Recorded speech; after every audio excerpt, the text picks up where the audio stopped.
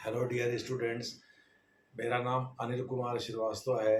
मैं इस वीडियो में वक्फ संशोधन विधेयक जो अभी संसद ने पारित किया और जो अब एक्ट बन चुका है, महामहिम राष्ट्रपति श्रीमती द्रौपदी मुर्मू ने इस पर अपने हस्ताक्षर कर दिए हैं। अब इसे बस भारत सरकार के एक्स्ट्राऑर्डिनरी गजट में प्रकाशित होना बाकी है, जिससे यह कानून बन जाएगा, पूरे देश में लागू हो जाएगा। लेकिन एक्ट ही महत्वपूर्ण होता है। तो जिस प्रकार से भारत में मुस्लिम समाज आग बबूला है इस विधेयक को लेकर के, उसी प्रकार बांग्लादेश और पाकिस्तान में भी है। बांग्लादेश और पाकिस्तान में जो अल इमाम हैं, इमाम जिनको मोटे तौर पर कहा जाता है, जो प्रेयर के लिए लीड करते हैं लोगों को, और मुअज्जिन जो अदान या अजान यानी सुबह सुबह उठ करके लोगों को जगाता है नमाज के लिए, यानी वो मस्जिदों में जा कर के अपने प्रेयर दें, उनको मुअज्जिन कहा जाता है। और मौलवी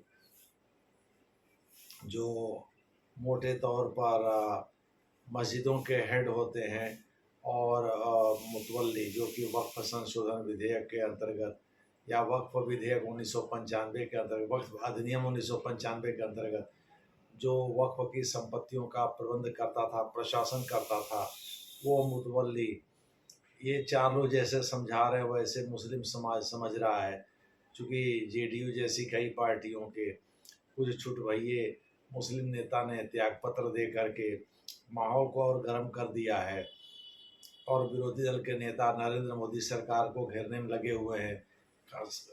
चंद्रबाबू नायडू, टीडीपी के चंद्रबाबू नायडू आंध्र प्रदेश में, और जेडीयू के नीतीश कुमार जो कि उधर बिहार में हैं, इन दोनों सीएम को भी घेरने में लगे हुए हैं, क्योंकि वे लोग अपने अपने पार्टी के अध्यक्ष भी हैं और बीजेपी का समर्थन भी कर रहे हैं। दूसरे शब्दों में एनडीए के घटक दल भी हैं।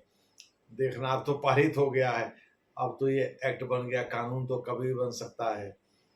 तो मोटे तौर पर इस अधिनियम के बारे में जो यहाँ राय है मुसलमानों की, वही राय पाकिस्तान और बांग्लादेश में भी है। वहाँ भी मुसलमान पूरा अपना इसका विरोध कर रहा है, जिसको अप इन आर्म्स कहते हैं, यानी वो शस्त्र लेकर के इसका विरोध प्रदर्शन कर रहा है।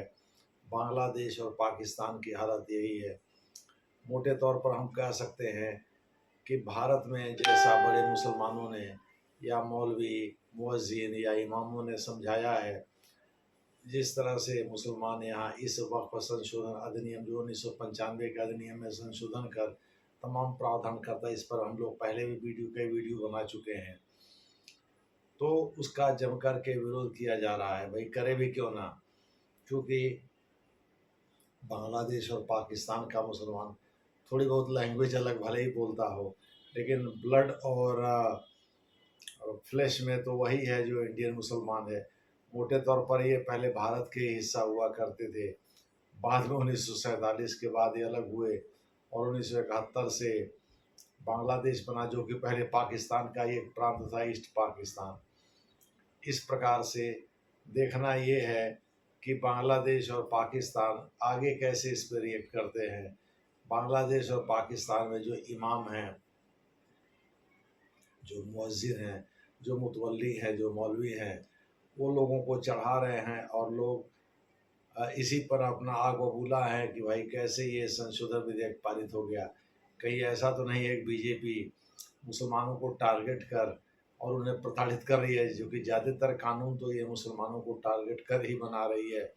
यह हिंदूवादी छवि वाली पार्टी है, तो ये केवल हिंदुओं को प्रोटेक्ट कर रही है, जबकि सारे धर्म में इस तरह की व्यवस्था है कि भाई अपने अपने संपत्ति की सुरक्षा सब लोग करें, चाहे वो मठ हो चाहे मस्जिद हो। कपिल सिब्बल तो यहाँ तक कह रहे थे कि दक्षिण में तमिलनाडु वगैरह में जो हिंदुओं के मंदिरों के पास जो संपत्तियाँ हैं वो ज़्यादा हैं, वो बजाय बजाय इसके जो संपत्तियाँ हैं वक्फ के अधीन, यानी जो ईश्वर को, अल्लाह को दान दी गई संपत्ति है, जिसे वक्फ कहते हैं, उसकी मात्रा कम है। हिंदुओं के मंदिरों के पास ये मात्रा अधिक है। यह बात कह रहे थे कपिल सिब्बल साहब राज्यसभा में। मोटे तौर पर हम कह सकते हैं कि यहाँ विरोधी दल भी नरेंद्र मोदी की बाल खींचने में लगा हुआ है और नरेंद्र मोदी से खफा है। पाकिस्तान और बांग्लादेश में जो कट्टरपंथी हैं वो सभी के सभी इस समय नरेंद्र मोदी की बाल खींचने में लगे हुए हैं, क्योंकि नरेंद्र मोदी ही देश के प्रधानमंत्री हैं। मोटे तौर पर हम कह सकते हैं कि पाकिस्तान में शहबाज शरीफ की सरकार हो या मोहम्मद यूनुस की सरकार हो, बांग्लादेश में ये सब के सब जो हैं भारत विरोधी एजेंडा में शुरू से ही लगे रहते हैं। और अब तो और ये बिल पारित होने के बाद इन्हें मसाला मिल गया है विरोध करने का, और ये जम करके विरोध यानी अपने लोगों को शह दे रहे हैं। इसी वजह से जो विरोधी हैं वो सड़कों पर मार्च कर रहे हैं, सड़कों पर उतर आए हैं। बहरहाल आगे देखना है क्या होगा। क्या भारत में जिस तरह से मामला चल रहा है, हमको लगता नहीं कोई बड़े पैमाने पर क्रांति होगी, चूँकि सत्ता में है बीजेपी, 18 राज्यों में भी सत्ता में है। तो इस प्रकार से देखना होगा कि आने वाले समय में क्या होता है। ये कुछ दिनों का ही मार्च है, फिर टाइम टाइम फिश ना हो जाए। ये मुझे भी उम्मीद है कि टाइम टाइम फिश ही होगा। देखना है आगे क्या होता है। धन्यवाद।